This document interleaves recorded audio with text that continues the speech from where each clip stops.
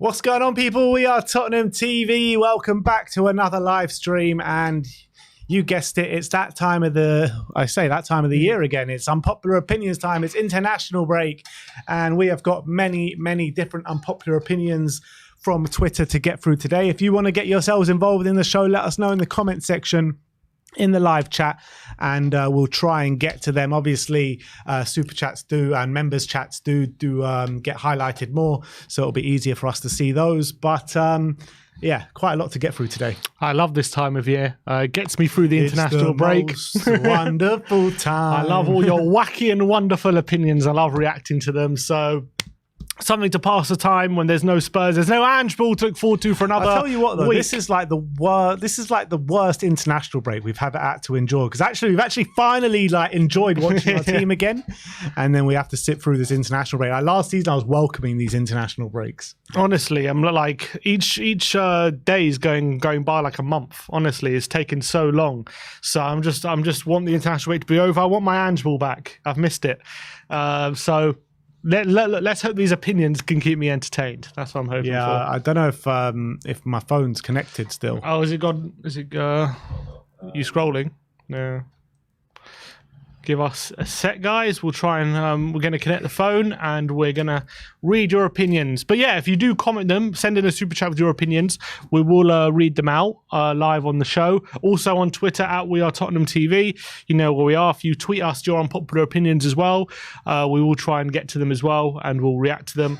But we've got a number of opinions that you've all sent in via Twitter. We put a tweet out yesterday, and there's been a lot of responses. So we'll get through them. We'll get through them very, very shortly. I guess there's one thing that we can talk about before we get started. We did allude to it in the Tottenham update earlier today, but Lionel Messi calling Cuti Romero the best defender in the world. I mean, you can't get higher praise than that if you're Cuti Romero. Not from the GOAT. Not from the GOAT. 100%. And it means so much more when it's coming from Messi, doesn't it? And he's played with some serious defenders, that's for sure. He's played with a lot of very good defenders in his life. And considering, Messi must love Romero, because Romero is just so pivotal to the World Cup win, to the Copa America wins as well. So, yeah, I mean, I'm not surprised that he loves him as much as we do at the moment. He's loving Romero, and he's been great for Argentina. He really has. Even when people have criticised him for Tottenham, he's still performing for Argentina. Even in a poor season for Spurs last season, still won the World Cup and was an unbelievable defender. So no surprises. All right, shall we get into it? Yeah, are we able to do it? Yeah, let's do it.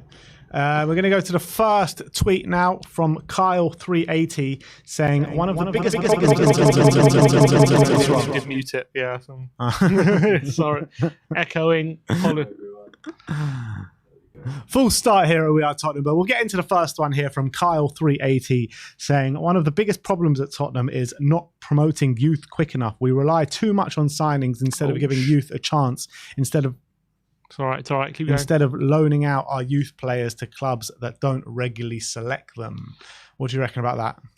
That has been a problem we've been talking about for a long time. About is it an unpopular opinion though? It's not an unpopular. It's probably a popular opinion. It's an opinion that a lot of people agree with. We don't promote youth quick enough. A lot of youth players have been able to leave and get opportunities elsewhere and flourish elsewhere. You look at the likes of Madueke, Marcus Edwards. Maybe they could have done with a few more first team opportunities. But it looks like we're not saying we're definitely rectifying it straight away, because we have to see how it pans out. But obviously Phillips is now going to be our backup centre-back. Dorrington hopefully will get a few more opportunities. You've got Ollie Skip, who's part of the first team. Obviously Harry Kane was our best ever youth player. He's obviously left, but I think under Ange he will give youth players a few more opportunities. So let's hope that gets rectified. But I do think that we've got this amazing training centre. Like we've got great facilities. We always talk about our youth doing well and stuff like that. And it never seems to be a proper pipeline.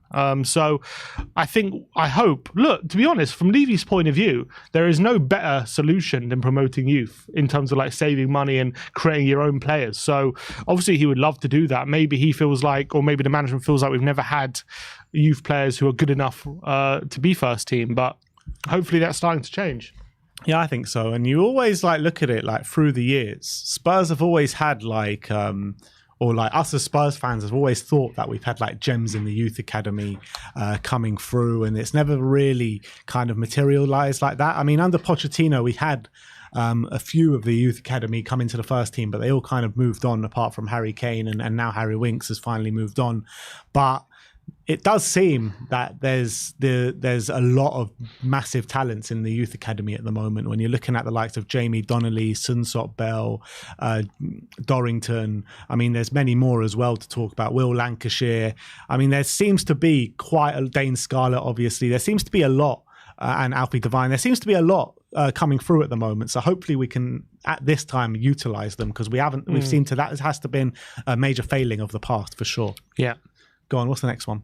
Next one is from Ellie the Actor.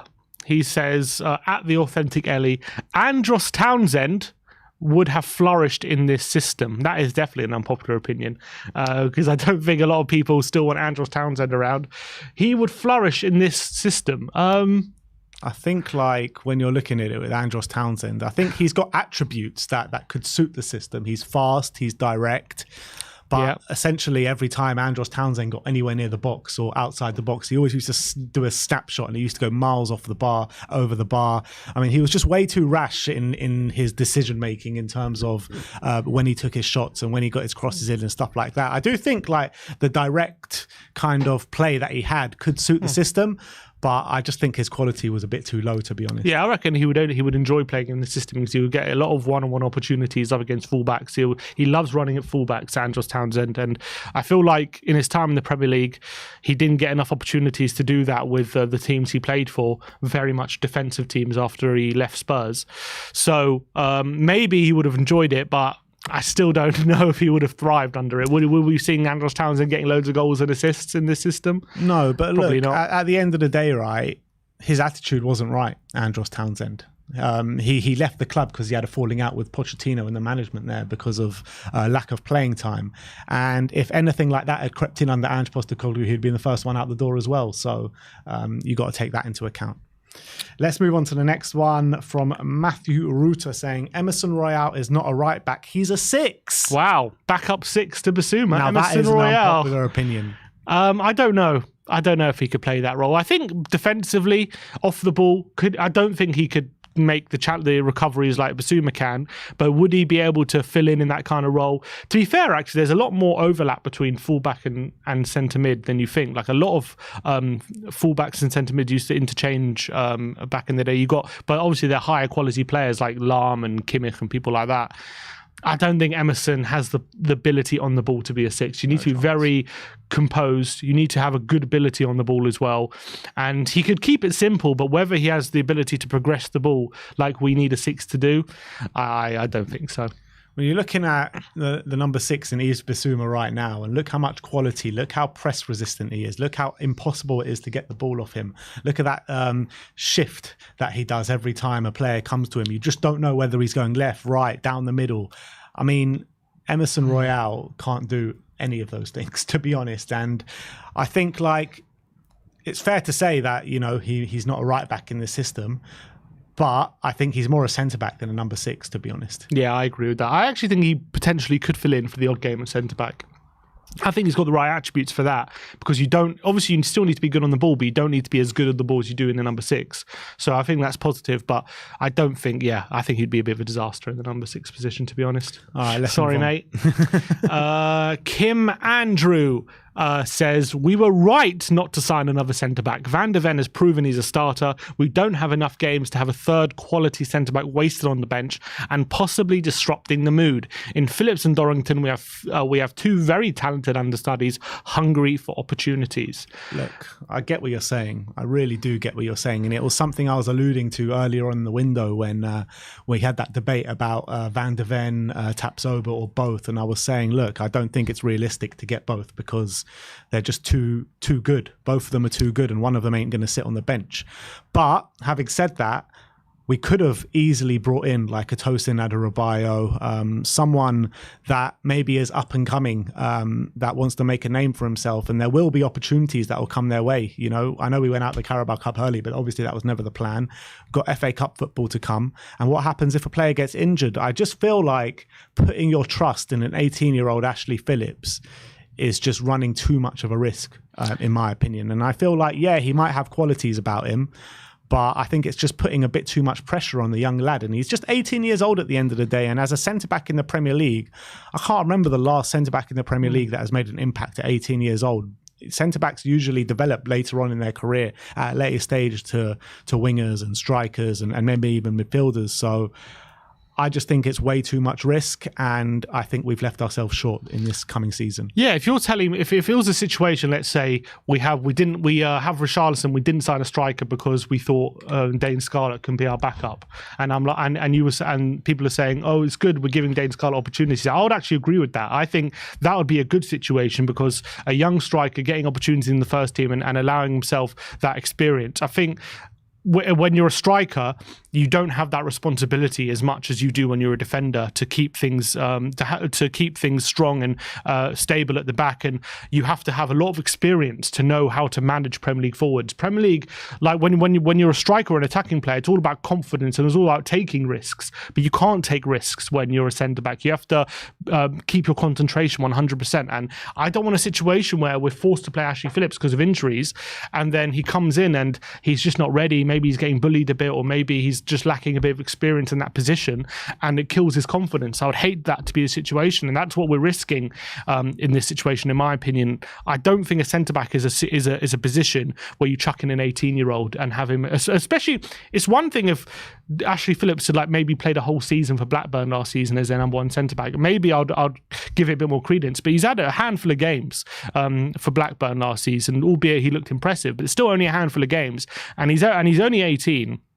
You can't then, on the back of that, just trust him as a Premier League team to be your centre-back. I think that's way too much pressure to put on a kid at 18. And maybe he can handle it. And if he can handle it, he's 1 in a million. We're talking about he's a generational talent. If he can handle that pressure at 18 and still be good, then fair enough. But, I mean, to rely on him being 1 in a million is a bit too much pressure. Yeah, but obviously they know more than us seeing him in the training ground. But, like, if they really believed that he was going to be part of the first team and second choice to the first to Romero and Van de Ven, then surely we would have seen him more in pre-season. Like, I don't get why we saw Eric Dyer in pre-season. We saw Davinson Sanchez in pre-season. If Ashley Phillips, if the plan was always to have Ashley Phillips as the backup. Or that Carabao Cup game. If he's ready, if you're telling me, oh, look, we have to give him a chance and he's ready to play, so put him in the Carabao Cup if you're resting players and you're seeing new players. Ange said, how can I judge players who haven't seen them play? And yet he doesn't put Phillips in the Carabao Cup team. So if Ange says he can't judge him unless you've seen him, how can I judge? Exactly. And how can I trust it? Yeah. So I just think it's a situation that's been like kind of forced upon us, and I think it's down to bad planning, in my opinion. Yeah, totally. Let's move on. Next one is from Jaeger, and it's I don't know if you're going to like this one, Sim. When the Spurs Go Marching In is the worst song in the Premier League. He's definitely been on the Jaegers, that's for sure, without opinion. Come on. When the whole South Stand is belting out "Oh When the Spurs" in that long drawn out song, I love it when everyone's got the hands up, and I think it gives me goosebumps when the Spurs fans get it right. You know what I mean? In a big game, the Man United game. Man United. Remember, how good was it? That clip I've seen a million times of before the Ajax game at home. I've seen that clip so many times of when the players are coming out the tunnel and the South Stand is just bellowing out. I don't know how you can watch those clips and say that's the worst. Shivers up your spine. Yeah, I don't know how you can watch that and think that's the worst chant in the Premier League. I do think, though, we're probably like the biggest pirates in the Premier League, though, in terms of stealing chants. Look, have you not heard the chant, Chelsea, Chelsea, Chelsea? Oh, you think it's worse than that? Come on. I would say, though, on "Oh When the Spurs," I like it as a chant, but I just feel like we've overused it over the years. And I remember saying to you on a number of times, I think it was when Nuno was our manager, when maybe it was even Conte, but every time we went to the Spurs stadium, I remember counting, like every single song was "Oh When the Spurs Go Marching In." That was it. It was either "Oh When the Spurs Go Marching In" or "Come On You Spurs." That was literally it for a while. So now I think it's good. We've got a massive variation of different kind of songs that are coming out at games, at away games especially. All these new kind of very inventive songs. I'm loving it. But I kind of agree when it's like the only song that we use, it gets very frustrating. But when we use it, maybe just once a game or twice a game, I think it's a really good song, and it sends shivers up my spine when everyone's got it at full pelt. Yeah, I think the need for new songs is a different matter than that song in particular being bad. I think it's a great tune. I love it. It's a banger, I would say. It's an absolute banger. So don't, Jaeger, you need. I want to see you in that South stand bellowing out when everyone else is there. Come on. I'm sure Southampton fans think the same as well. I'm sure they do. But we do it better. Go on. Next one is from Aaron Goldstein. And he says, as an Arsenal fan who tries to be neutral, Daniel Levy has only made one significant error in his Tottenham tenure, not spending in the summer of 2019. Other than that, he's been a brilliant chairman. One error. I mean, you're... I can see you're an Arsenal fan, I think, from that opinion, because I don't think you know Aaron Goldstein, man. Aaron Goldstein. I like you very much, Aaron, but this is a really bad take. A really bad take. I mean, when you're talking about that period where he didn't make signings, yes, that was a massive, massive, massive error. But from then until now, I mean, I think he's got a lot more wrong than he's got right, and I can't really remember too much that he's got right. I mean, bringing in Paratici was the right move, and I think recruitment has got a lot better since then. But the recruitment before Paratici came in was absolutely shocking. Just all you have to do is look at our most record signings. We did a tier list the other day of our 20 most expensive signings, and I think like 5 or 6 of them were in 1-star signing. And if that's not an indictment of Daniel Levy and the way he's run this club and the people he's put in charge of recruitment and everything like that, I mean, I don't know what is. I mean, you look at the Super League situation as well. You look at furloughing staff over COVID and stuff like that. I mean, there are just countless amounts of terrible decisions being made by Daniel Levy in the hierarchy. It's unbelievable.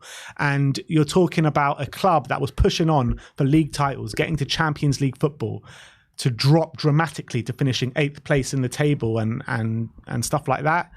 You're talking about going from Pochettino style football to going to Jose Mourinho, Antonio Conte, Nuno Espirito Santo, like completely changing philosophies, not knowing what you want out of this football club.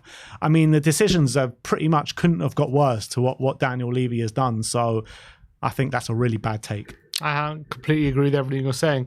Yes, he's done some great things for the club. I mean, we are a big club now. Whatever people want to say, you look at, I think it's Tottenham have become a bigger club worldwide. We've got a marvellous stadium. Facilities are great. We are a club now that can attract a Conte and a Mourinho to come. And that is something to say for what Levy has built. But at the end of the day, we're a football club, and the footballing decisions have been awful for a long, long time at this football club, especially since the Pochettino era.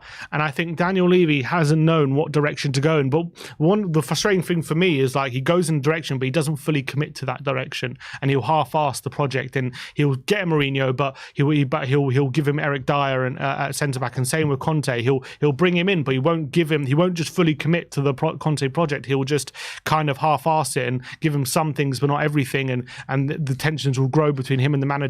And like, yeah, if you're going to bring in a winner, then you have to match that kind of manager with the kind of players you're bringing in, and we just didn't do that. And look how quickly it's changed with just an attacking manager. It's changed, so the mood has changed so quickly at Spurs, and he could have done this 4 years ago. You know what I mean? He didn't have to go for all these different projects without fully committing to it. If this is what we should be at, like, he shouldn't have pretended to be a club that we're not.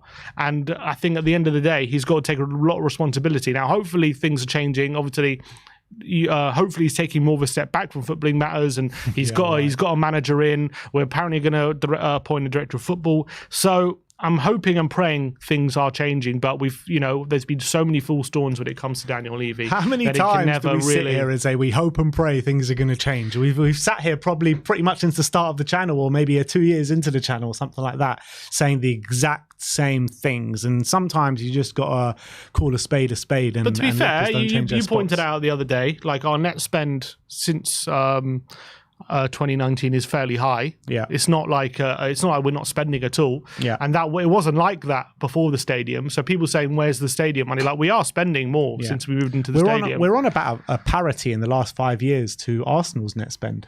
Yeah, depends what period you take it from. But if you take it from 2019, then we're near the same. Arsenal's still a bit more, but so like we are definitely, the spending has, I think, increased. So I don't think you could criticize him too much with that. But I just think a lot of the time he doesn't really know how to manage the football philosophy side of things. For me, it's the micromanagement on every little facet of the football club. Just let the football people run the football things, and you just concentrate on your business side of things. Keep building and gentrifying the area of Tottenham and bringing in money through concerts and all that kind of stuff. But let the football people do what they know best. You know what I mean? You're not a football man. Yeah, he's gone too big for his boots when it comes to that kind of stuff. All right, let's move on to the next one from Deep Postacoglu saying, Lamela would have been worth £100 million plus if it weren't for injuries. Oh, in this market, maybe. Potentially. I love Lamela, and I always thought he never really fulfilled his potential at Spurs, and I think he probably had more quality than we were ever able to see. And I think with those Rabona goals, we probably saw that. But £100 million pound player, you're saying maybe he could have been like, I guess what depends on market you're talking about. But if you're talking about today's market, when like people like Moises Caicedo are going for 100 million, then maybe you have a case. If he would have stayed free of injury, could he have been that? But like if you're talking about back, Bale went for like near 100 million, and like I don't think he was ever going to be as good as Bale, even if he stayed in free from injury. So I don't know if he ever would have hit that, but I think he could have been a much better player if he stayed from injuries, stayed free. Yeah, I mean, I love Lamela, I really do, and I'm going to watch that Sevilla Arsenal game this year with a keen eye. I know he's going to be well up for that one. Put your life savings on Lamela to be booked in that game. Both legs, in both legs, whether he starts or not, he's getting booked 100%. But I do think injuries definitely massively held him back at Tottenham. I don't think that's a secret or anything like that. But he was just always too inconsistent, even when he was fit, to be honest. But I do think that when we sold him and brought in Brian Hill, it was the wrong move at the time. And I felt like Conte really could have got a lot out of Lamela and could have had a big use for him, and definitely more of a use than he had for Brian Hill, that's for sure. 100%. Yeah, a lot more physical player. Next up, we got Stephen Gimarino. He says, we never gave Joe Rodon a fair chance, and if we did, he'll be a very good player. Look, I definitely agree with the first part. Yeah. The first part's completely true, that we never gave him a fair crack at the whip.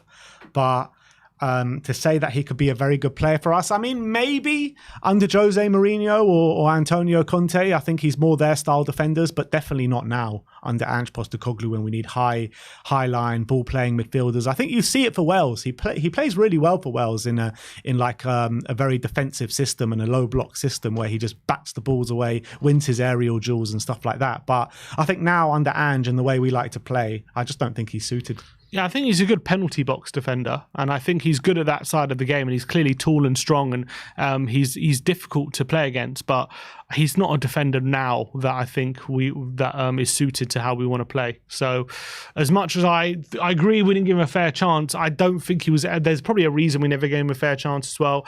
I just don't think he was ever of the required quality to really be a starter in our team. Yeah, agreed. But just before we move on with the rest of the tweets, let's check in on the super chats. First one from Nicholas Walker saying, unpopular opinion, Son will be a better centre forward than Harry Kane. I don't agree. I love Son, and I think he can be a brilliant centre forward, and he can maybe even be one of the best centre forwards in the league. I think he can really be that good. I love him. He can't be better than Kane, and not at that job, in my opinion, because Kane is just an unbelievable all-round player, and Son is potentially even more clinical than him. But I just think all the facets that Kane has, Son is never going to be like as strong as Kane. He's never going to have that aerial ability. And then when it comes to being in front of goal, if anything, they're just as clinical as each other. They're probably both pretty two-footed as well. Son is faster, I'll give him that, but I think Kane is going to be better. always in that position, in my opinion. Look, at the end of the day, Harry Kane, at this current moment in time, is probably the best number 9 in world football. You got to say that, and it's very hard. How can you compare someone to the best number 9 in world football? Yeah. Heung-min Son is obviously an unbelievable player in his own right, but I don't think he can come close to a Harry Kane as a number 9. But what I would say is I actually think the attributes that Son has is actually more suited to a Postecoglou system. But having said that as well, because Harry Kane is so good that he'll make any system work for himself, and he'll get bundles of goals in whatever system he plays at, and he would probably get more goals than Sonny would in this system. But I just feel like the attributes that both players have, with the speed that Son has, with his willingness to press as well from the front, I just feel like he could be more suited in himself to the Ange system, but that doesn't take away anything from what Kane could give us. Potentially. I mean, he'll probably be a bit better at pressing because he's faster, and also when teams press us, obviously Son has more of ability to run in behind, but I just think Kane is so good that he'll as you say, he'll make it work, and he'll make it fit. He'll make the system fit himself better than Sonny would, in my opinion, just because of his quality. So I'd love to have Kane here still, but it is what it is. I'm backing Sonny to be our big goal scorer this season. I think he could easily get a bucket load of goals for me. So I'm not worried about Sonny up front at all. What are you expecting output from Sonny this season? Minimum 15 Premier League goals, minimum. 100%. If he's going to play the number 9 now, if that's going to be his position, if you would have told me if he's out left, I wouldn't say 15. I would say probably just try and get double figures. But I think up front, if he's going to be a number 9, he has to get to. I think he can get to 15 easy. But if he was out wide, you'd want to see a lot more assists coming from him. But if it is number 9. Let's say maybe it's a hybrid of both all season. He's out the left sometimes and out 9. I do want to see at least 20 goal contributions coming from him, to be honest. Next one, we reading the super chat. Yeah. Nicholas Walker says, unpopular opinion, Poch was worse manager than Redknapp. He's only remembered because of a lucky offside against Man City and Mora's second half hat-trick in the Champions League. Excuse me. What is that all Nicholas about? Walker. Seriously. Who raised you? I like throwing shade at Pochettino because he's a Chelsea manager now, but I think that is a terrible take. Not only did that Champions League run was a bit fortuitous, I'm not going to lie. That's fine. But you got to look at what he did before that as well. You know, second place in the league, unbeaten at home all season in our last home year at White Hart Lane. Like, how can you forget stuff like that? That was our best season under Poch. That was better than the Champions League run, in my opinion. That showed what we could be like week in, week out. And we just came up against a monstrous Chelsea side that year in the Premier League. And if you actually look at the league, the previous 10 years, we would have won the league like 8 out of the last 10 seasons that year. Yes, I know Man City have taken it to a complete new level since then, but at the time, we were showing proper title form, and over the 2 years we were the best team in the league over that 2-year period. It's just so classic Tottenham that we won nothing over that 2-year period. Yeah, look, that Champions League run was like the cherry on top of an amazing cake that like Pochettino had made throughout his whole time at Spurs.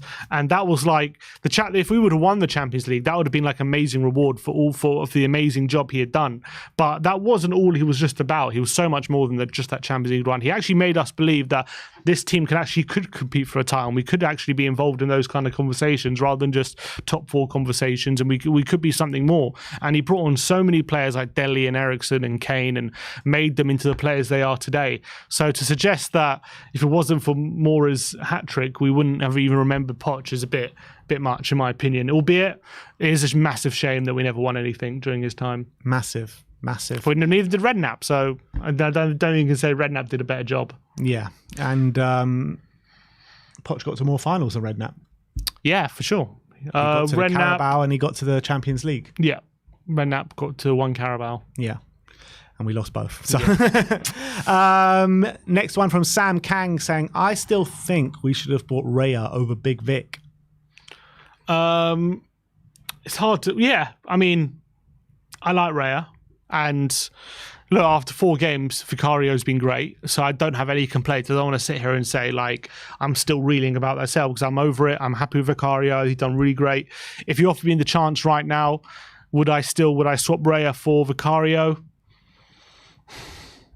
I mean, probably still, yeah, because I know more about Raya than I do about Vicario. But Vicario has been really great. He has, and he's proving a lot of people wrong. So you might have still said yes, but I don't want it to be seen to be complaining about Vicario, because I think he's doing a great job. He might even turn out to be better than Raya. Who knows? Yeah, where do you think Raya's head's at right now? Because obviously, at the beginning of the transfer window, everyone was like, yeah, Raya's coming. Raya only wants Spurs, and he was holding out for Spurs. We couldn't agree that deal with Brentford. Now he's obviously gone to Arsenal. He's sitting on the bench. Do you think he's looking at it, wishing that he did move to Tottenham in the end? Because now he is just like, at the moment, at this current moment in time, he's just a backup goalkeeper in Arsenal. Probably. I mean, I don't think it was his choice. I think it was more down to Brentford as to why the move didn't pan out. I think if Brentford would have accepted our offer, he would be a Tottenham player. But look, Ramsdale's not having the best of time of it right now. So I think right now he might have an opportunity to take that number one spot. And if he does that, I think that was always his priority. If he was starting at Arsenal, I think he's been linked with Arsenal for a very long time, and clearly you saw that video with him and Arteta when he was getting announced, and he seems so proud. So I don't think if he gets that number one spot, he's going to be having any regrets. But maybe at the end of the season, we'll see how many games he started, and if he's really not getting much game time, then I probably would be looking back at it thinking, I wish that Spurs move came off. But either way, I mean, I'm delighted with Vicario, and I was one of his biggest critics when he was coming in, what I saw from pre-season, what I saw in that Brentford game. I was a massive critic, and I even went as far to say that this guy is going to be the flop of the season, but I'm already holding my hands up, already issued apologies, and I already am a massive fan of Big Vicario, so I can't be more happier than what he's shown so far, to be honest. But back to the tweets, and Philip George says that Daniel Levy is an excellent chairman. Do you reckon other clubs look at because we're Spurs fans, so we live and breathe the club, so we know all the details and all the minutiae about all the deals he's bungled and all these kind of things. But do you reckon opposition fans, or even maybe not the top six at United and City, but fans below us, of the teams below us, look at Levy and think he's a great chairman? I think maybe people that don't look too much into the situation, maybe if people just see on the base of things oh, Spurs are spending this much, Spurs are finishing in the top four, Spurs are doing this, Spurs are doing that. Look at this brand new stadium. Look at everything that he's given you. I think they will think yeah, Spurs fans are just being spoiled brats here. But I think when you actually look deep into the situation and see the actual, things that are going on in this football club on a year-by-year basis, then when you have the knowledge, I think you know the truth. But let's say if you're an Everton or Liverpool or Everton or Villa fan, yeah, these are clubs who maybe when Levy took over Spurs, they weren't too dissimilar when it comes to the size of the club, potentially, and they've really gone in complete different trajectories ever since Levy's taken over. So if you're a fan of one of those clubs, you're probably thinking, I'd love a chairman like Daniel Levy. I would say Everton, yes, because they've been in battles with their chairman for so long now, and they obviously had 2 relegation battles. But you're looking at Aston Villa now. First of all, they finished above us last season, Aston Villa. And second of all, they've got a filthy rich owner that is backing their manager year on year now, no matter who their manager is.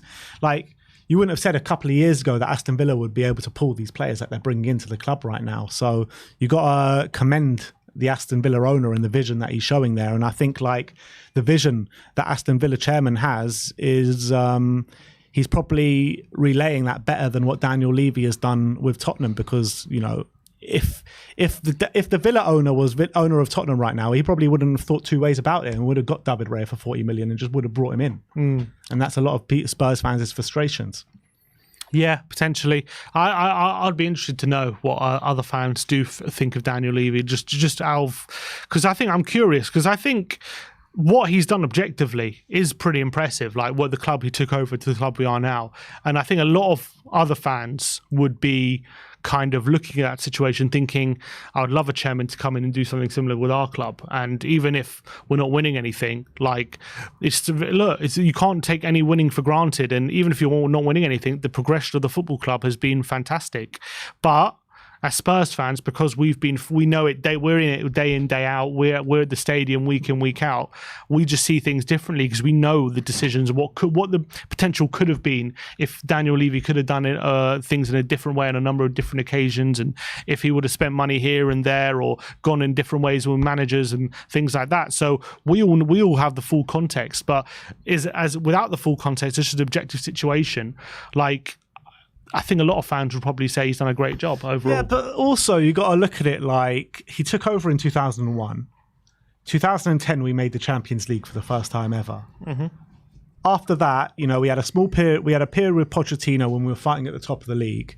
But whenever we're in a position of strength, we never kick on. Whenever we get top four, we rest on our laurels. Like there always seems to be a progression plan with everything up to getting top four. But then that's our ceiling. That's the brick wall that Levy hits every time, and doesn't seem to have an answer to get past that stage. Yeah, 100%. But who does, apart from Man City? You know what I mean? Like, it's hard. You look at it. Chelsea have won leagues over the years. You look at it. Liverpool have won leagues over the years. You look at it. Arsenal, many years ago now, but have won leagues. It's not just Man City that are winning titles. Yeah, right now in the past 4 or 5 years. Yeah. But before then, look at the way Liverpool did it. It's not exactly dissimilar to the way Spurs like to build.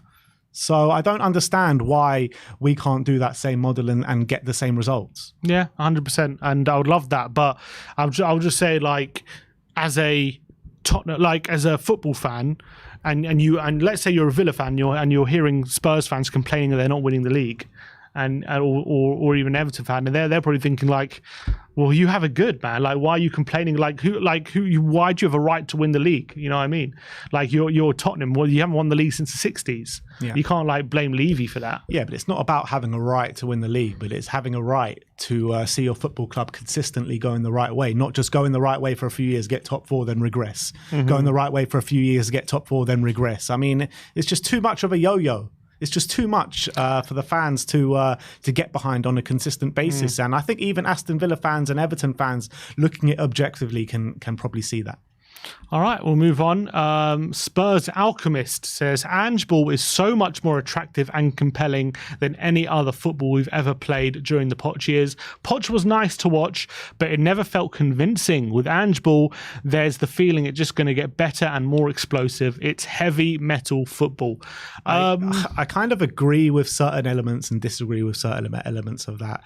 I think that, yes, Ange Ball right now is looking incredible, and it seems to us right now it's the best football we've ever seen because we've been starved of good football for so long, and it's only been 4 games. Let's not forget. So I think it's obvious that it's going to get better because it's only been 4 games and there's going to be a progression plan.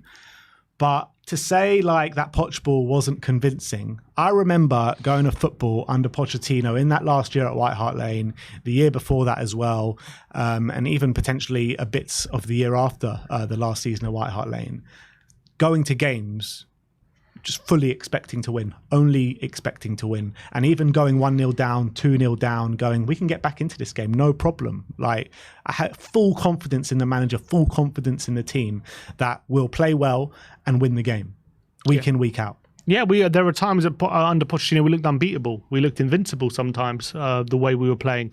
So I wouldn't say it doesn't look convincing. What I would say is that Ange, I think, clearly has, in his way of playing, his philosophy, it's much more about what we are as a team in possession and possession-based football.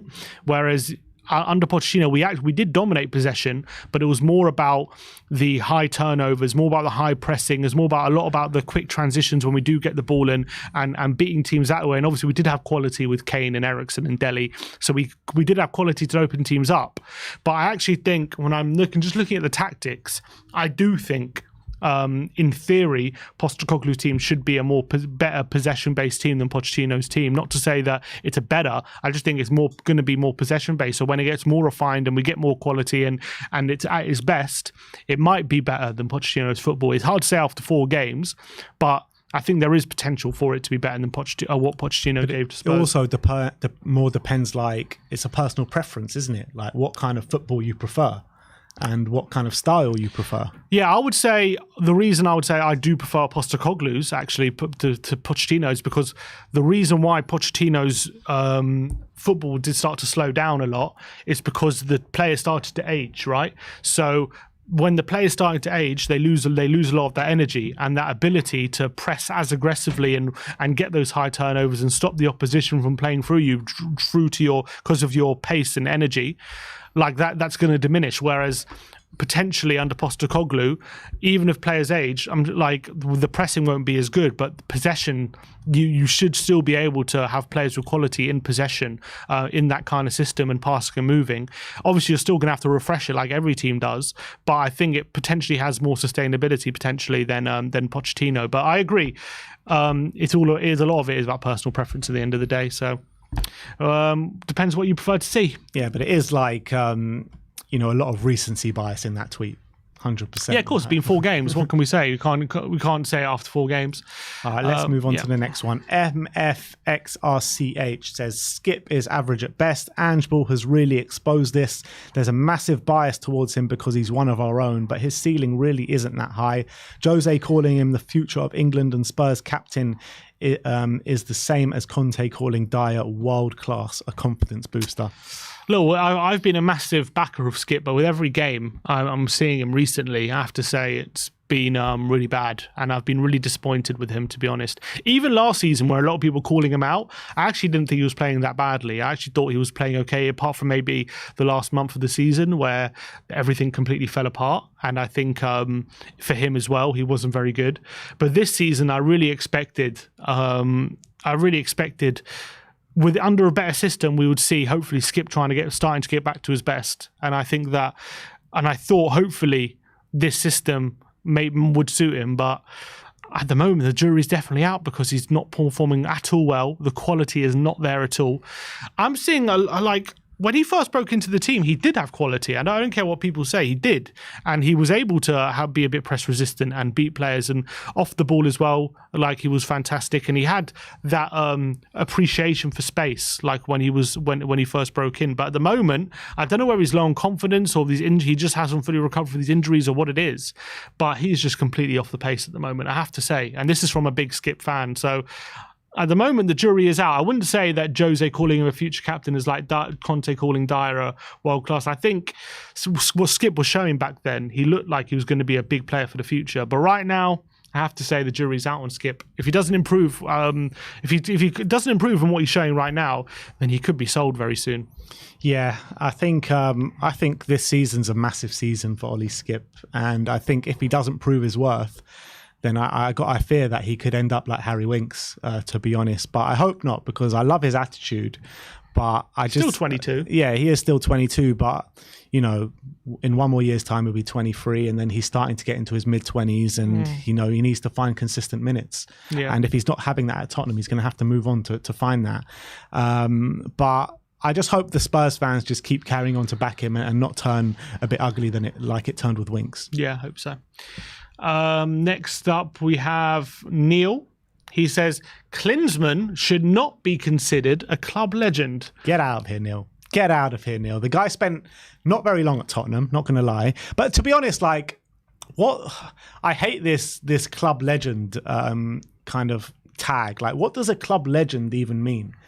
Just someone who's kind of like loved by the fans, not loved, but kind of has an aura about him. You see what I mean?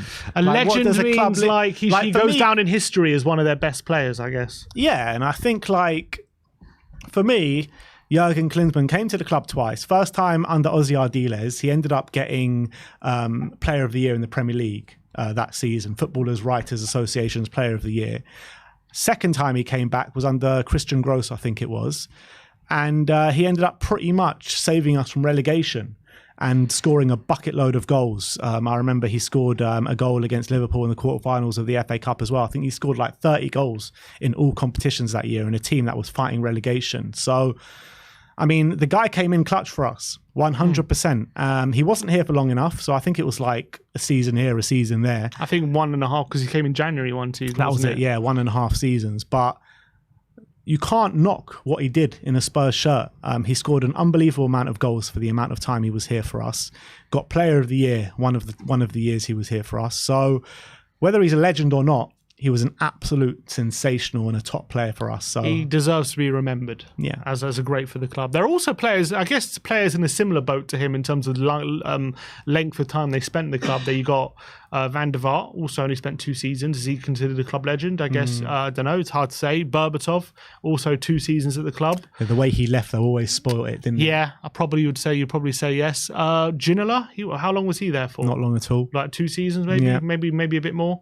But he was about 2 or 3 seasons. But he got Player of the Year, but is he a legend? He's one fondly remembered by the Spurs fans. So, look, I think at the end of the day,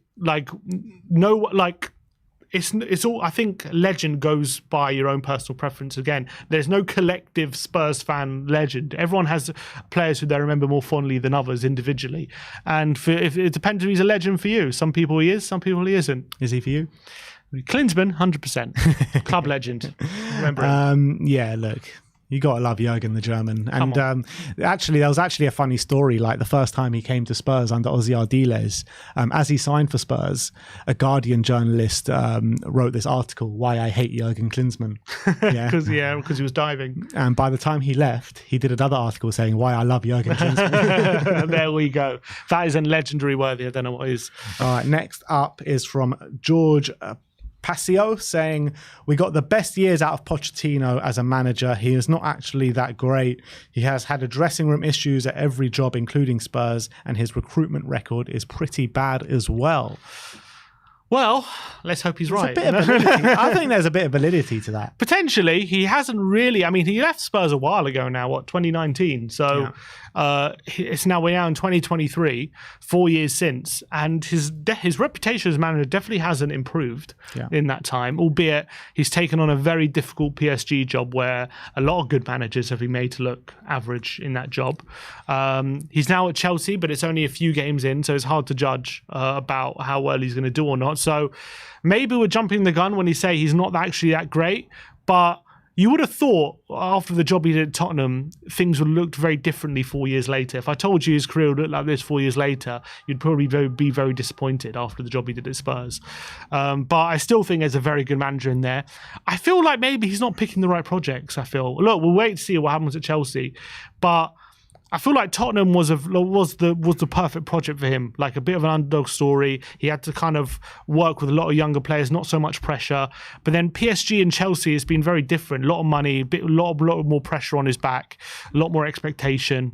But you should argue at Chelsea, with the youth, with the young players at the moment he's working with, hopefully that could be something he could work with. But I don't know, Chelsea just like with the Tottenham links, I don't know, just something doesn't seem a right fit at the moment. I think if you take like that kind of side out of it, the Tottenham links and your personal feelings towards Pochettino going to Chelsea and everything like that, you would have thought like this Chelsea project ain't like kind of like the usual Chelsea project where it's just like buy ready-made players now and go and win that league straight away.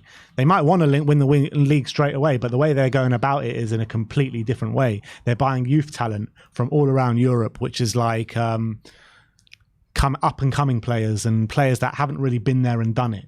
And I think like that, from my opinion, I thought that was a project that Pochettino would really thrive in. It's early days. It's still 4 games in. And you've got to remember that at the beginning of his Spurs tenure, it didn't really go according to plan either. And it was a big struggle in that first 6 months under Pochettino. So I actually do think like if Chelsea give him enough time, if Chelsea keep backing him and don't just sack him at the first time of trouble like they did with Potter, then I think that Chelsea, Pochettino will do a good job there. I really believe that. I agree. They have to give him time. But I always feel like in these situations where there's like a bit of an uncomfortable relationship between the manager and the fans going into it, like a lot of the time, never ends well, does it? Yeah, it doesn't end well.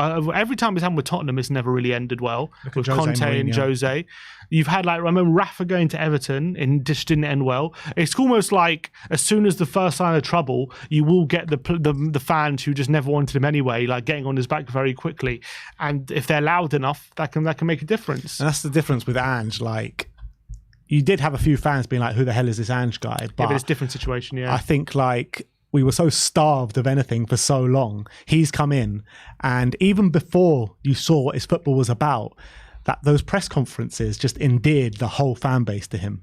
Yeah, but he look, fans might have been questioning him because maybe they weren't sure about his qualifications, but it wasn't about like he used to be at Arsenal or something like that. And when it comes to like managers in those kind of situations, it's just very different. And sometimes fans struggle more than others to get on board with it. And so we'll see how it happens. But you know, if Poch really is struggling 6 months in, are the fans going to start to turn on him? That's what I'm worried about. Yeah, I think if Chelsea fans are smart and the board are smart, they would back him with everything. Okay. Is it you or me? Me, I think. Alex says Steven Bergwijn would have been the perfect replacement for Harry Kane. He says age. Bergwijn would have been the perfect replacement for Harry Kane. Now that is an unpopular opinion. Have Steven Berg. I mean, he hasn't exactly pulled up any trees since returning to Ajax, to be honest. I actually always rated Bergwijn. I don't think he's a bad player, but I don't think he would have suited Ange's system, to be honest. I don't think he would have been great. He's not. Well, you say he won't be great, but like as a number 9 in an Ange system, leading the press and pressing from the front, I thought he was always a good presser, Steven Bergwijn. Yeah, but just because you're a good presser doesn't make you a good player. And I felt he had qualities as well on the ball. I just felt like he was never given a proper chance at Tottenham. He's a good player, but I don't think having him as the number 9 would be a good solution. What is it about him that you don't think that he'll do well in an Ange system? I don't think his finishing is good enough, and I don't think his quality is good enough. I don't think we saw enough of him to even like say that. I think I've seen him. How old is he? He's 25 now. I think I've seen him enough throughout his career to say his finishing isn't that great. Maybe. To be honest, like I just don't think he would have been a great fit for the number 9. Like he's fast and yeah, he's a hard worker, but quality-wise, I just don't know. I think he would have frustrated us. I'd also like with his ability with his back-to-goal link play. I don't know if he would have thrived in those elements. Someone in the comments here saying Bergwijn is now captain of Ajax. I don't know how true that is. I don't know if that might be true. I don't know. If it is, that's quite impressive. Also, I wouldn't have rated him in the out-wide positions either. I don't think he's good enough when it comes to taking people on and being in those one-on-one situations. I think he would again. I think he's more of like a wide forward than a winger.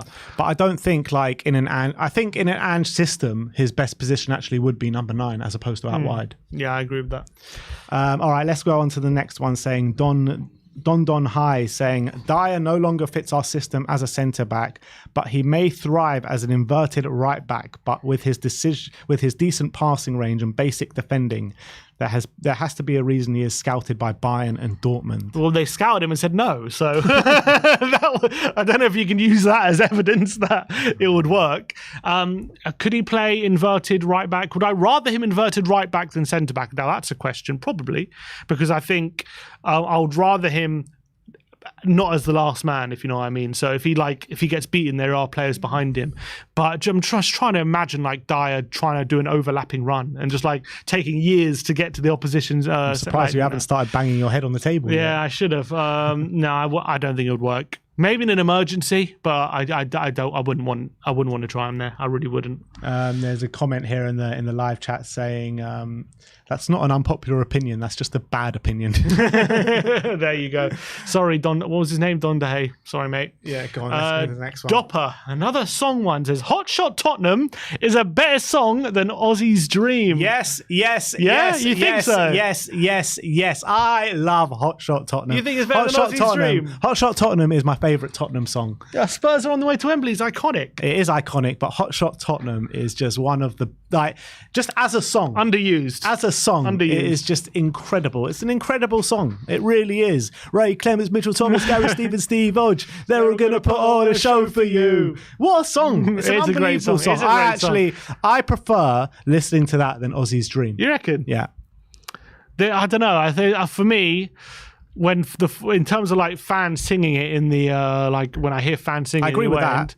It just Ozzy's Dream sounds better. Spurs are on their way to Wembley. Hot Shot Tottenham's not a stand song. It's not a stand song. No. It's a hardcore song. It's one for like the coach trips on the way up. Coach trips, exactly. In the pub, stuff like that. And it got a revamp, didn't it? With the 2014 final. I guess not enough people know about it. Maybe it needs another revamp. The problem with Hot Shot Tottenham is we lost that cup final. Yeah, that was the problem. And so no one remembers the song. That's it. That's true. Hot Shot Tottenham is a great song. Go check it out, people, if you haven't heard it. Fantastic. Is it better than Ozzy's Dream? Depends what you're looking for.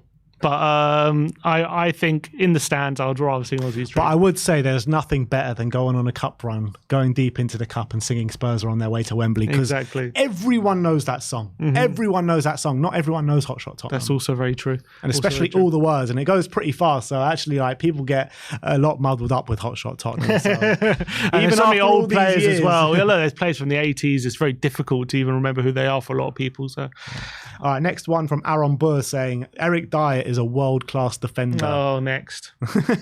Come on, you're just trolling. Eric Dyer's a world-class defender. Come on. That's definitely a gooner. No, come on. All right, we're moving on. Jude THFC said, by the time he retires, Vicario will be looked at as a much better goalkeeper for us than Hugo Lloris ever was. That's a big shout. That is a massive shout. Very big shout. Look, I think there's kind of like a weird feeling in the air about Hugo Lloris because he's been such a good servant for the Spurs, but he gets such a kind of negative rap from the Spurs fans because of how he's like taken to declining and how much he has declined over the last year or so. But I prefer to remember Hugo Lloris for the good times and how good he actually was in those first like 6 or 7 years at Tottenham, one of the best goalkeepers in the Premier League over that stretch of time. But I mean, Vicario's got a lot to do if he's going to be remembered in the same light as Hugo Lloris. I think he can do it, and I think early signs are really good, but I can't sit here and say like he's definitely going to do it. Yeah, 100%. And people got to remember as well, in his prime, how good of a shot stopper Lloris was. I think he might have been one of the best shot stoppers in the Premier League with how amazing he was with some of his reflexes. He makes some saves, which I've never seen any other keeper make. Like that one in the Champions League against Leverkusen. But when he rolled across. How did he do that? I still watch that today, and I have no idea how he made that save. To be honest, rolls across the line. It still looks like he went over the line. I actually saw that on Twitter the other day. I still watch it now. I'm thinking that's over the line. And then the replay shows it's just not. I just don't know how he did it. Like, he's an incredible shot stopper. And as much as Vicario has done a good job so far, he hasn't showed that level yet, in my opinion. So I'm going to reserve judgment for that. But potentially with if Vicario can get to that level, and then obviously he's much better from like playing out the back and stuff. So maybe, but I think at the moment, definitely not. I think Hugo was an incredible keeper in his prime. All right, what's the next one? Connor Robinson says, I don't really like overwhelming positivity at the moment. As fans, we've forgotten how good Nuno's first games were and our form under Conte at the start of the 22-23 season. I'm not saying we shouldn't be positive, but claiming all of our players are better and that we're winning the league, cringe. I think, is that a cringe face or just a nervous face? Well, first of all, I don't think you'll find any Spurs fan that is claiming that we're going to win the league this season. Second of all, I think like most Spurs fans getting excited are still saying, 5th or 6th is a good season for us. So that shows you where our kind of heads are at with that. And with the stuff about Nuno, I mean, we literally did a video and spoke about this a few days ago, talking about the stats behind Ange Ball. I mean, if you compare the stats behind Ange Ball to the stats behind Nuno Ball after the first 3 games, literally after Nuno, we were like bottom of the league for like every metric about running, shots, time in the final third, like everything, pretty much everything. We were bottom of the league, and we had won the first 3 games. We were winning by like Son crossing it in and like bouncing in, like touching no one. We were winning 1-0s. We were winning 1-0s, very fortuitous, and we both sat here in that period and said, this is unsustainable, this ain't going to work, this ain't going to happen. Under Postecoglou, it's completely different. It's literally like a world away. And you're looking at Spurs, we're in the top 1 to 3 in pretty much all the metrics that we were sitting bottom for under Nuno, and we're winning games convincingly. And you couldn't say that under Nuno. Yeah, 100%.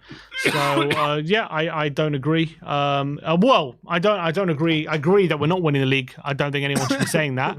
But I can't remember how we started the season under Conte last season. I do think we had a decent start results-wise. I do remember distinctly that performances were not great. I remember we beat Southampton. We drew with Chelsea, didn't we? We drew with Chelsea very luckily. Yeah. I remember we played West Ham and we were not particularly good, and we got very lucky to get a draw in that game as well. And I remember like we were getting decent results, but like I remember we were saying like we have to hope performances improve, otherwise it's going to be a difficult season. I remember just consistently saying, we haven't clicked yet. Yeah, you just wait till we click. Exactly. You just wait. And it just never happened. Yeah. We just never clicked throughout the whole season. Albeit the results weren't horrific throughout the whole season. But in terms of performances, they just never got... When in his first 6 months, Conte, they were very good, the performances, but we never really got back to that level. And yeah, I think it's night and day, the performances now to what we were seeing then. So I don't think you can compare the situation. Like, it's all well and good getting the results, but you need to see other things happening apart from the results, because the results are going to dry up if you don't see those other things. Exactly. At this stage of the season, especially, I think it's always performances over results. Yeah. Next one is from Jamie J Plan saying, should have kept Kyle Walker-Peters. I understand he didn't get a lot of football, but he was a great player. What would you say to that? I like Kyle Walker-Peters. Would you have kept him? Was it a bad mistake to let him go? Was it a bad mistake to let him go? I would say in this system, probably not. I would say he probably had his uses under Mourinho and Conte. I think we probably could have done with him, especially with a lot of the wing-backs being injured a lot of the time. And I think he probably would have been a better fullback for those managers. I think now in the inverted fullback kind of thing that we're doing, I don't know if he would have been that great for it. I don't think it'd been bad, but I'd much prefer our current fullbacks to him in those positions. So, look, we got 12 million for him. I don't think it was a bad sell. I think probably at the time, I remember for a while, we had Doherty, we had Aurier, we had Emerson at wing-back, and we were thinking we could have had Walker-Peters and he'd be much better than these guys. So I think there was probably a time where we were regretting it, but I think now that time's probably gone. Yeah, and also you look at it, he got relegated with Southampton last year and no club picked him up and brought him back to the Premier League as a Championship defender now. Yeah, which is, I think, a mistake. I think he should have gone for maybe a Burnley or a Sheffield United should have gone for him, and also even a better club. Even that in itself, saying Burnley or a Sheffield United. Even a better club, an Everton, someone should have picked him up. I think another team fighting for relegation. Maybe a Fulham. Another team that's probably fighting for relegation this year. Villa, or someone. I think he could still be a top 10 Premier League player, in my opinion. All right, let's move on. THFC Himothy says, if Romero was at City, he would be named the best defender in the league. I actually think there's validity to that. I really do. You're seeing Messi come out last night saying he's the best defender in the world. We kept saying consistently, time and time again, if Romero had competent partners next to him, we'd see a lot better Romero. We are seeing that this season. In my opinion, this is the best stretch of games we've probably seen from Romero in a Spurs shirt. And if he was at Man City, he would have that all alongside him. He would have 100%. Top quality players all around him. So you would have seen consistently a much better Cuti Romero. And I think that rival fans in the Premier League would have sat up and taken notice. Because I'm actually seeing people, rival fans, especially Arsenal fans, talking about, Cuti Romero's no good. Last year he had a shocking season. How can you call him a top defender? And I keep saying, you don't get it, yeah. You just don't get it. You put good defenders around him, you'll see, defenders, first of all, they need protection from their midfield and they need help from their midfield. And second of all, they need good players around them so they're not bloody trying to make up all the errors that are going on around them. Especially, they need someone competent behind them as well. And I think Romero's slowly getting that. He's got Basuma ahead of him, which is doing unbelievable. He's got Van de Ven, who I think they just fit each other completely in terms of a partnership. So I actually think maybe not the best defender in the league, but definitely one of in the top three or something. If he was at City, I think it'd be scary how good he would be. Especially since he first came into the league and 3 years in, I think people would look at him in a very different light. I think Tottenham have just been all over the place since he's come into the league, unfortunately for him. And he came... Obviously, he's a fantastic defender, but we've just been a mess. And you've seen when we're settled, he's a completely different player. But as soon as things are rocky, not when everyone else's performance are dropping, so does his. But I think he's a phenomenal defender. I think people wake up this season about how good he really is.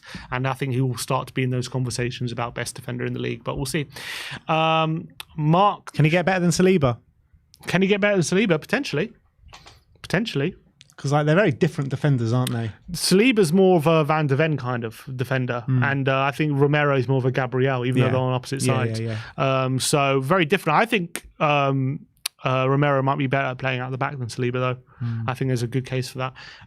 Mark Channel says, at We Are Tottenham TV, going out of the League Cup is a good thing. It gives Big Ange more time for training his methods into the players and getting them to utilise this way naturally. Going out of a cup is never a good thing. It's a good thing, mate. Let me just put it out there. Going out of a cup is never, never, never a good thing, especially when we're out of Europe and we don't have much football this season. Like, being in the Carabao Cup doesn't give you that much less time on the training ground. You're talking about 2 or 3 games to get to a cup final. Like, it's ridiculous to think like going out the Carabao Cup is a good thing. All we've done is chuck a trophy away for no real reason, to be honest. I think it was a massive down mark on Ange Postecoglou, and we should never have made 9 changes. And even if we made just 3 or 4 changes, I think we win that game. 100%, and I think it was a big error, especially in this season, specifically with no Europe. I can't back up that opinion. That was a good thing. Maybe if you're talking about like a Conference League, maybe you had a point, but I don't think going out the League Cup was a good thing. I don't think it would have taken too much time out of the training. I just think all it did was take away an avenue. First of all, took away an avenue for the fringe players to get starts, and also it's taken away an avenue for a trophy. So either way you look at it, I don't see any positives. Yeah. Next up, the Irish King has a few. He's given us 3 in one tweet. The first one says, Jose should have stayed at the time. Yes, because he should have given him the cup final, so I agree with that. And then sacked after the cup final. Yeah, sack him after the cup final, but he should have had the cup final. We can all agree with that.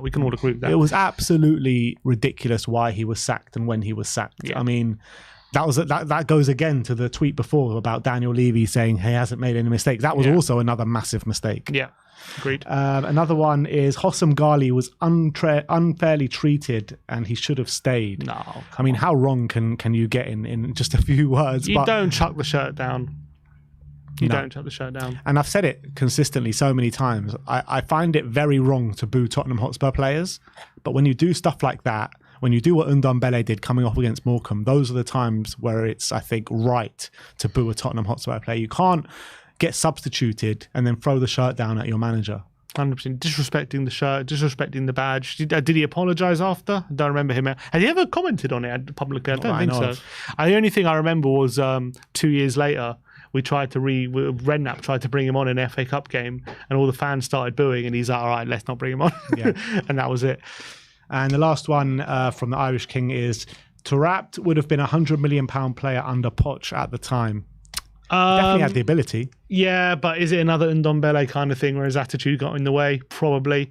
I actually think he only finally realised his potential probably in 2 occasions. That was one season in the Championship at QPR, and then there was one season at Benfica where he was playing defensive mid, and it was actually really good for like a season. I remember that, like seeing. I can't remember if it was the Champions League or the Europa League. I'm looking at their lineup, and I'm like, oh wow, Adel Tarabt is playing for Benfica. Wow. Yeah. And then I was watching the game. He's like, he's playing defensive mid. Like, what the hell is going on over here? Yeah, and he was class. He was so good. He actually took some responsibility. So there were times where he fulfilled it, but I think I remember Redknapp doing a press conference and saying he said, I played him a reserve game the other day and I think my nan would have done more running than Adel Tarabt. So he said, unless he's willing to work hard and run, I can't pick him. And I think that's the story of his career. Apart from all the talent, he just never really had the work ethic. All right, what's the next one? Next one is Pyson Houghton says... Chris Houghton. Chris Houghton. We'll call him Chris Houghton. Brian Hill is more suited to Ange's system than Manor Solomon or Perisic, and I'm excited to see Hill in action soon. I mean, it's hard for me to sit here and say he's more suited to Ange's system than Manor Solomon. Maybe Ivan Perisic, although I do think Perisic is actually a really good fit for Ange's system on the left-hand side. Where he doesn't have to keep tracking back all the way and run up and down that pitch all day long at his age. So I think actually Perisic is suited to the system. I think Manor's also suited to the system in terms of how good he is on the ball and his dribbling ability. But I also think Brian Hill is suited to the system. I've said it pretty much since Ange has come in that I'm really excited to see what Ange can do with Brian Hill, because no manager has ever seemed to get him on the pitch consistently. He's always been the kind of last thought of this football club, where he goes out on the last day of each window on loan. And I really believe in his qualities. I think he's got good dribbling ability. I think he's got good quality on the ball. And I think he's a fighter as well and a presser. So I think... there's definitely some validity to say that Ange can get something out of Bryan Hill. I agree, and I think he might be the best dribbler out of the three, to be honest. So if that is true, if he is the best dribbler out of the three, then I think he might have a point about him being more suited, because I think he really relishes that. I feel like sometimes Manor Solomon, when he gets into those opportunity to take someone on, for some reason he doesn't have that confidence to do it, and he always checks back. He only does it when he sees the space. He doesn't do it when he's just one-on-one with the defender for some reason. I don't know. I felt quite differently, because I thought against Manchester United when he came on, he was taking on his man 2 or 3 times. He did it. No, he didn't. I thought he did. He only did it when it was like, he didn't do it when he has space and he's one-on-one with the defender and he like goes for like direct and goes to take him on. I don't remember he did a few like nice touches where he beat someone, but he didn't take people on where there's like a chance to get to the byline. And I felt he did it in the Burnley game as well. I didn't feel like that. Like the 2 chances he'd got were great assists. Don't get me wrong. He didn't take anyone on for the assists, but he did 2 really good assists.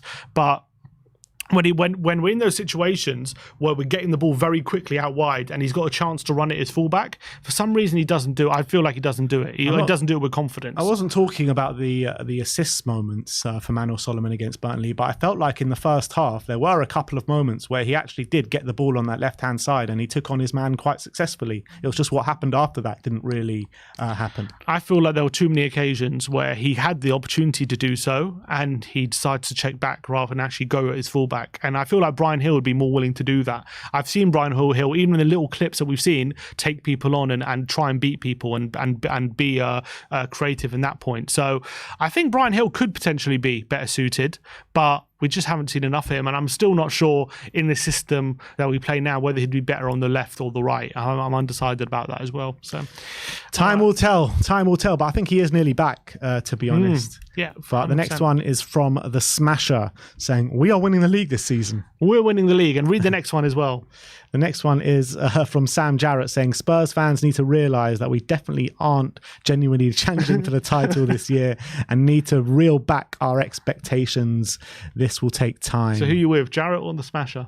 The Smasher, of course. We're winning it all. We are winning it all. Nah, I mean, like I said before, I don't think there's like a massive section of this fan base that think like, all right, cool, we're winning the league now after those four games. I think it's just like, if people are saying it, I think it's more tongue-in-cheek than anything else. Yeah, surely. 4 after 4 games. It was a bit like, it reminds me of when England were beat Panama 6-1 and then everyone started singing like it's coming home. Like, it wasn't because we actually believe we're going to win the World Cup. It's just like good to like see us winning in a World Cup again and like actually performing well rather than seeing the usual England just flop at a World Cup. Yeah.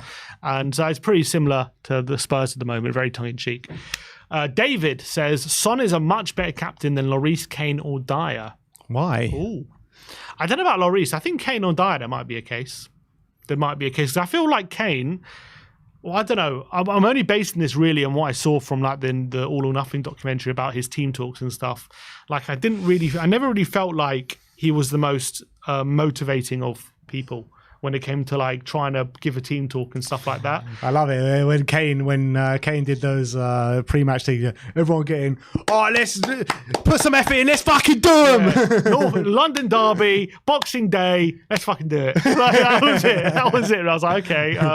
Unless more. The cameras didn't show us more than maybe. what actually happened. But then I saw Lloris doing. I was like, okay, this guy knows how to give a team talk. I was riled up by like, what Lloris was saying. I was like, okay, this guy knows how to do it. Forget Dyer. He's obviously there's more to being a captain than just team talks in the dressing room. I agree, but I feel like if you're going to say Kane's more of a captain where he likes to show standards on the football pitch and stuff like that, I don't think Son wouldn't be like that. You know what I mean? I think Son is exemplary trainer from what we've all read. We know he's like such a hard worker. He's very dedicated. I'm sure he gives his all when he's on the pitch. Like no one's ever said like he's a lazy trainer or anything like that. So I think he gives you that from Kane. And I think he gives you, when it comes to Son versus Kane from a leadership point of view, like everyone loves Son. And I feel like that because he's so loved by everyone and I feel like they won't want to let him down, if you know what I mean. I don't know if Kane had that kind of relationship with his teammates. I'm sure that he got on with them and stuff, but did he have that like real love that Son has. I think so. I don't know. I think I feel like Son just gets on with everyone. He's like really good friends with everyone. Like I don't know about that with Kane. I feel like he got on with certain people. I don't know if I could see like Kane like going to Emerson and like having like being friends with him. You know what I mean? Unlike Son. You know what I mean? Yeah, kind of. But I feel like Harry Kane, because of how good he is and because of his stature in the game, like he just demands respect of anyone. Yeah, I agree with that. He probably had the respect of everyone. I don't disagree with that. But Son has the respect and the love. I feel like he seems to be absolutely best friends with everyone in the dressing room, and I feel like because of that, maybe the players are going to be more motivated not to let him down. The right word is here in the comments from Kalu saying wholesome. Wholesome. Son is a very wholesome person. Yeah, and like. You wouldn't probably say the same about Harry Kane. And like when you see Son, when you see him do well, it just like fills your heart, doesn't it? Because like that smile that he gives is just infectious and everything like that. But is that what you want from a captain? Because like you've got the old school kind of captains like that you had back in the day in the Premier League, where it's just like, true grit, the true English centre backs, marching out your barking orders, getting in your face, the Roy Keane style, that kind of captain, where I think like that, everyone kind of thinks of a captain and goes back to that, those kind of players. But do you not think like those kind of players have like vanished out the game now? 100%. But the only thing I would say about Son being captain is things are going very well at the moment. And when things are going well, and he's feeling the love and everyone's happy. It's when things are not going well. That's when we're going to have to see true leadership from him. And we haven't seen that yet as him as captain. So it's hard to judge when we haven't seen any examples of when he's going to need that leadership at his most. So we'll see when that happens. But I do like the little things that he's bringing in, though. On the first day against Brentford, doing that huddle in front of the fans, and also, he makes a concerted effort to make sure at every away game, you can see it in front of your eyes that he makes the effort to make sure all the players go up to the away fans after the game. And I think these kind of things, it's the small things that matter, and these small things really bring the fans closer to the club, and it's something that we've been missing for so long. Yeah. So he's leading by example at the moment. All right. Next up is Spurs Alchemist saying Ange is superior to Poch as a coach. Poch insisted on taking myths to integrate new or young or foreign players into his system. That was always frustrating to me. The theory is bollocks, as Ange threw in Udogie, Vicario, Van der Ven, Sarr from the first, and we played brilliant football. That was always a frustration under Poch, how he just took too long to bed in new players. Yeah, he did. I think he always tried to weed them in. Postecoglou is definitely throwing them in the deep end. Potentially, he might not have a choice, Postecoglou. Like when it comes to the Van der Ven situation, he just had to throw him in. Otherwise, had no one. You say that, but I mean, in the first away game of the season, first game in a very hard game at Brentford, we had 3 debutants in our back line. We had Udogie, Van der Ven, and the goalkeeper Vicario. That's a ballsy move for me. In your first game in the Premier League, your first game as a manager, to put 3 players in there who've never played Premier League football before. I thought it was really good. Yeah, I guess we had like Davis and Sanchez on the bench. He didn't have to do it. I think maybe a different manager would have gone, let's just first game, give more experienced players to run out and bed in these young players. But he did throw them in the deep end. And we said it on our predicted lineup that day. We didn't put Van der Ven in the team. No, we didn't. You're right.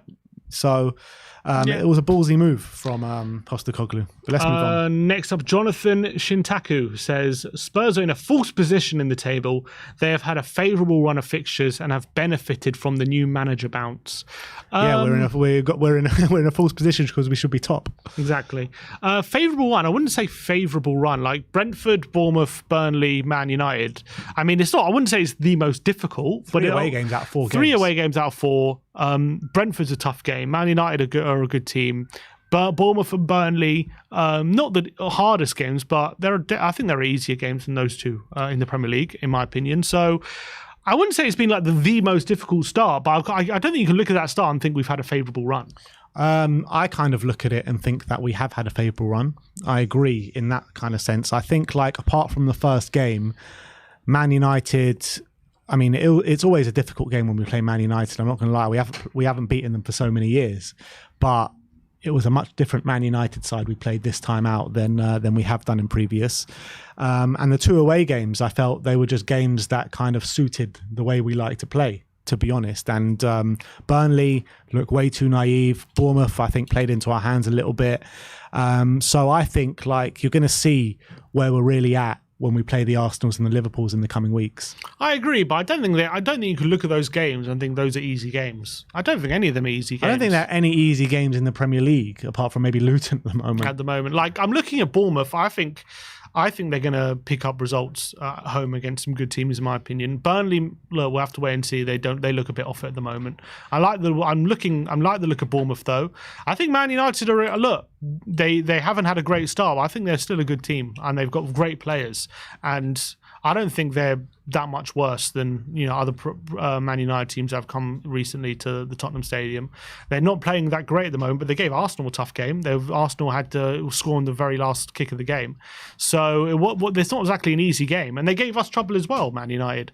And then Brentford, like they've had a great start to the season, and probably the game where they looked least in control is probably the Spurs game since they've started the season. So I don't know. I don't think I wouldn't say we've had a favourable run. I just think we've dealt with the challenges very well. And you got to look at it as well. Like, how bad has our away form been over the past couple of years?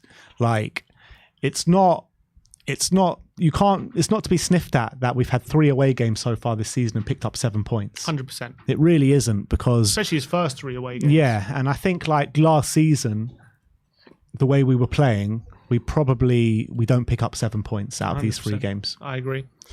All right, let's move on. Oh, Sim, you're going to love this one. Brandon says, Fernando Llorente is the most underrated player in Tottenham history. And let's rewind when Sim declared his love to Fernando Llorente. I think it was even just before the Champions League run. I think it was just, I remember what it was. It was after he scored against the 3rd goal against Dortmund. I remember I said, I'm falling in love with this guy. I think he was fantastic. And unfortunately, we got him probably 5 years too late, I would say. We were very close to getting him. Tottenham. I think we were very close to getting him when he was like 28. And we ended up getting him when he was 33. So we probably got him too late. But he in that second season, what a contribution he made. It wasn't just the Champions League as well. I remember there was a period where Kane and Son were both injured, and he filled in for a couple games and scored a couple of late winners. And Don't forget the really well. Hat-trick of Tranmere, can't forget that. Look, I don't think he was ever the player, hopefully, that he was maybe in his younger years at 33, but I definitely think he was a fantastic player. And I always liked him. I always thought he did a great job for Spurs. Not quite a legend, I would say, but great player. I love Llorente. He was so important for us in that year, getting to the Champions League final, man. Mm-hmm. So important. So, I mean, I've only got love for Fernando Llorente. 100%. Next up, we've got THFC MCL. He says, despite our good start, we will finish outside the top 6 unless we add depth in January. Outside the top 6. I think, look, anything's possible, to be honest. And I think if we get a long-term injury to one of our centre-backs, then that could be a real possibility to finish outside the top 6. But I think for Spurs to finish 5th or 6th, we need to be extremely lucky with injuries this season. That's what it boils down to, and that's where we've left ourselves, unfortunately. Yeah, and so I think you might be right. It depends about if we have to use that depth or not that we currently have. If we're forced to use too much of it, then he might have a case. We might really struggle. For example, a big injury to Basuma, a big injury to maybe one of the centre-backs, then I think we really are struggling, to be honest. And that might be a situation where those injuries are costing us points.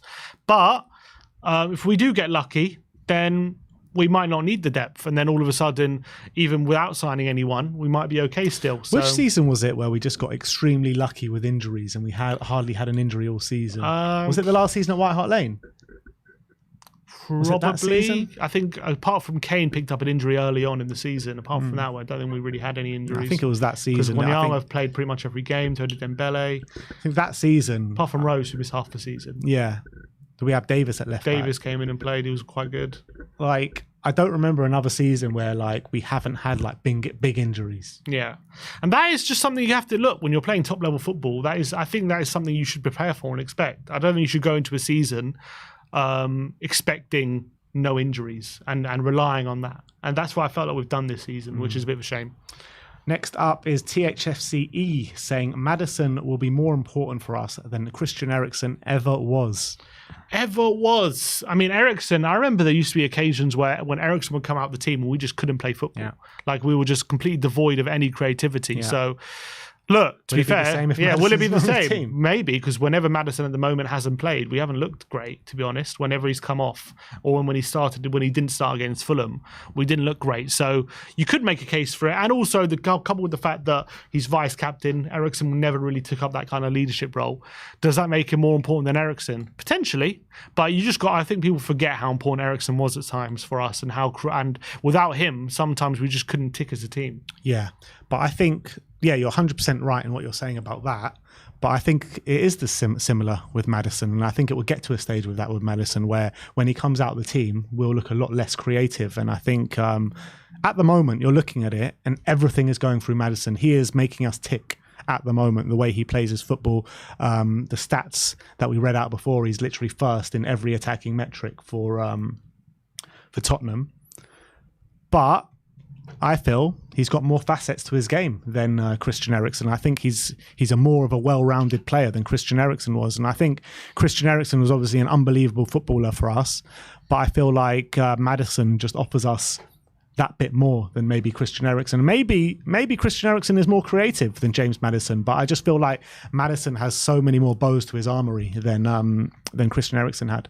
Yeah, I think time will tell. But I think definitely when you look at just what Maddison offers on the pitch, like with his dribbling ability, goal scoring ability, I think, and leadership ability, those three things, I definitely think there's a case for him to be better than Eriksen. But Eriksen was just a chance creation machine. He was a freak when it came to his chance creation, his passing ability. So whether Maddison could hit that level, just time will tell. Is it me or you? I'll go. Abnormal Toast Spur says Romero will be our best centre-back of all time by the end of his career. Best centre-back of all time?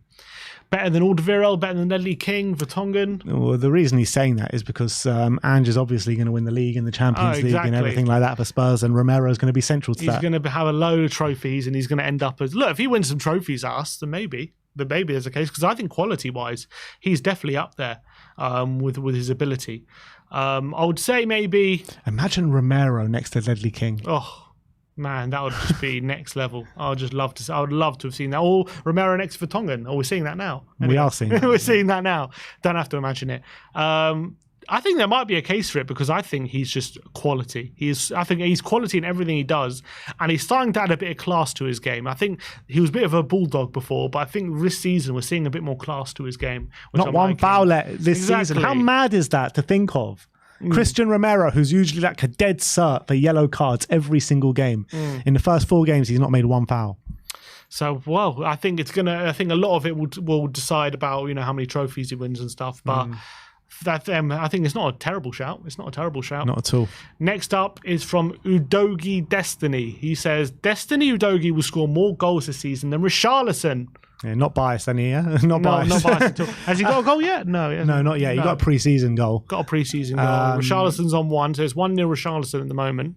Yeah, I mean, we're talking all competitions or just the Premier League? I guess all comps. Does that include friendlies? Because Richarlison got a hat-trick. No friendlies. I think if Richarlison is taking up the role he is now and that's on the bench, I think there could be a good case for it, because I actually think Destiny gets a few goals this season. I think he will as well. He likes to get in the box, doesn't he, Destiny, getting into the shooting position. So how many assists has he got already, Destiny? He's got like 3 or 2? 2 or 3? One against Burnley, one against Bournemouth. I don't remember any others. I think that's it. So look, I think he will. I think if we're talking goal contributions, you might have a shout.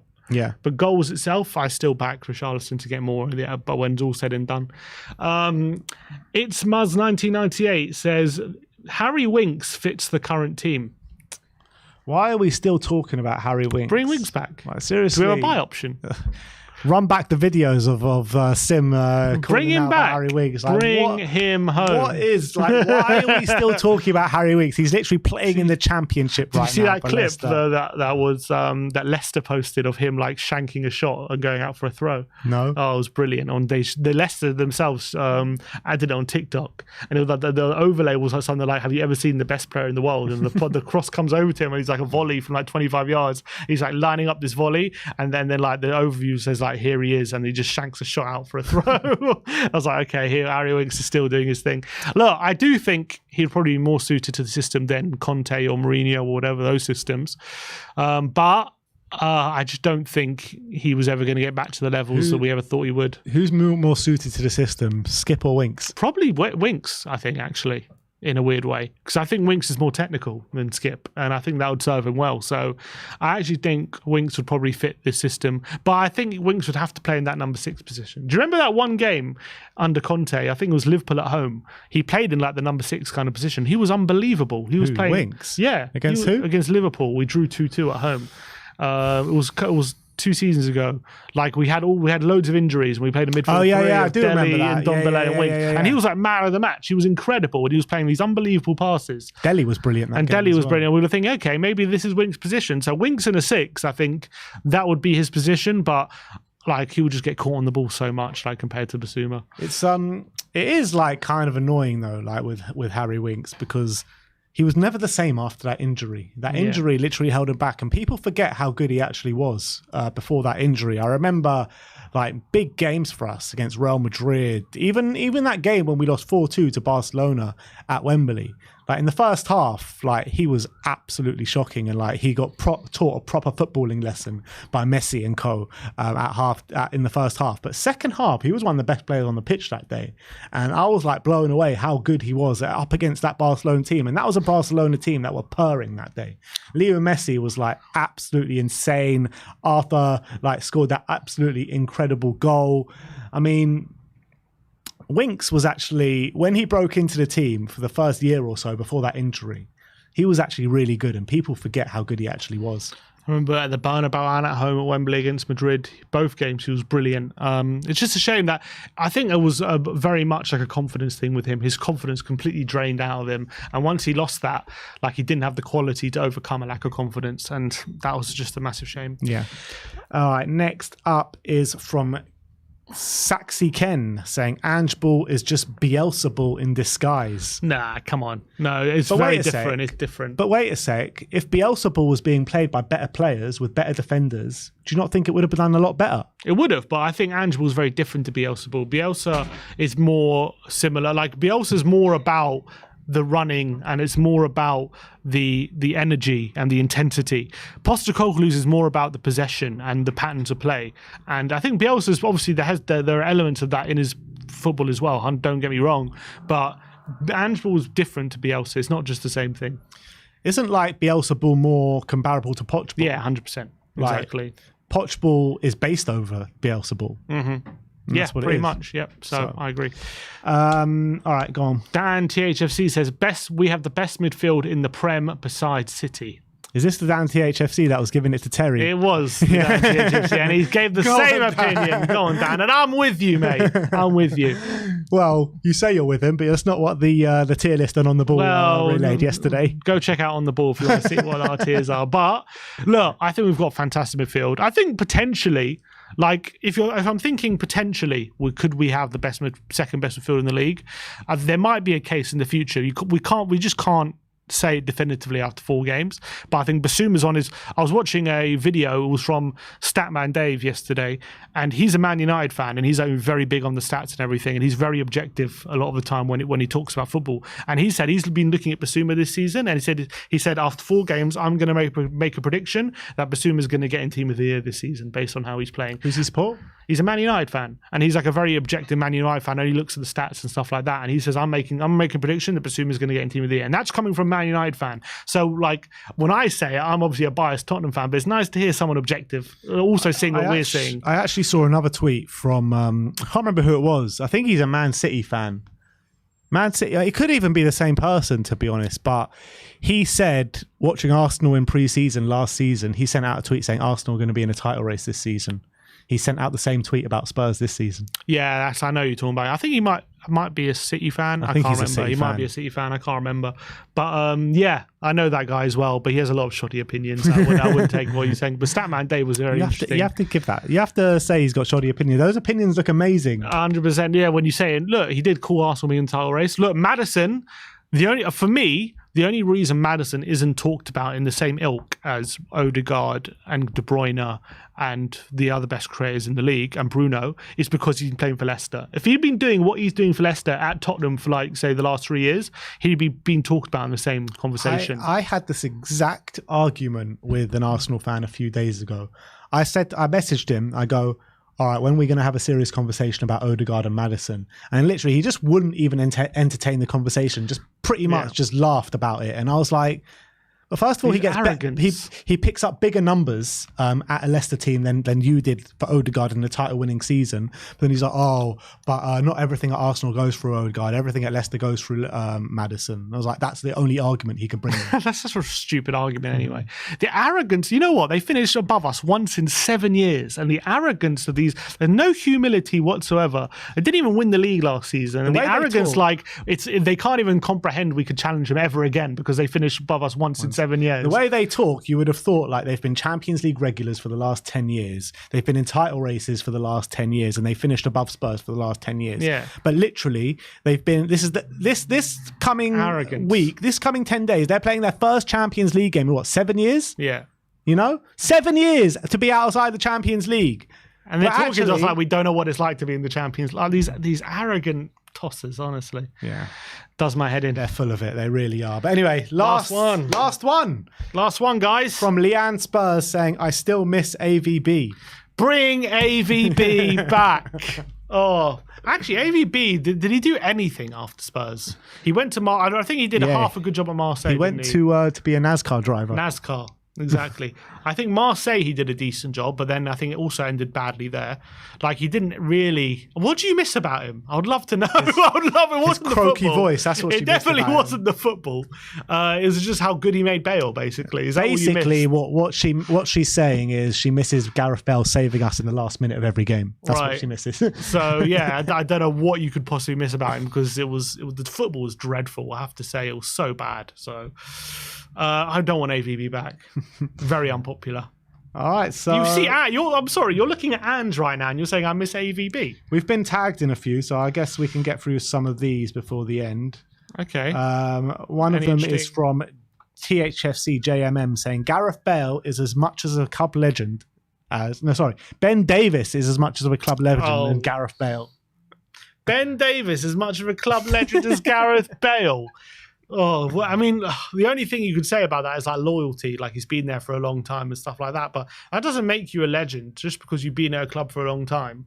That's a bit like saying Dyer is as much of a club legend as Gareth Bale. Gareth Bale was a world-class player at Spurs. Like you can't even, they're not even in the same conversation remit. Like, nah, not for me.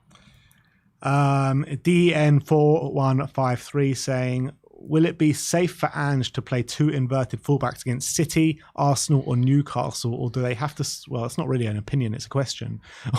Or they have to switch one fullback into an inverted back, or high risk is counter-attacking will be there? Your opinion? Well, look, I think we saw it against Man United, that Man United came with a plan to stop our inverted fullbacks and it was working for a bit. But we changed up. We turned to more traditional fullbacks in the second half. Or actually late in the first half we did it, and then second half. And we found a solution. So I don't think it's a case of, we should go and inverted fullback and then we just get trounced and we're just going to keep with it even if it's not working. If Andrew's clever, if he sees something isn't working, he'll change it up and he'll try and find a solution. So I think we'll probably start with it, but I can see it changing. All right. I think that brings an end to unpopular opinions for this transfer window. We'll be back for some more unpopular opinions. I think there's another international break in about a month's time. So we'll be back for some more very soon for you guys. But thank you everyone for giving us your opinions. Thank you for the chat as well, for coming and spending your Friday afternoon with us. And we'll see you all again very soon. Like, subscribe and comment. And as always, come on you Spurs.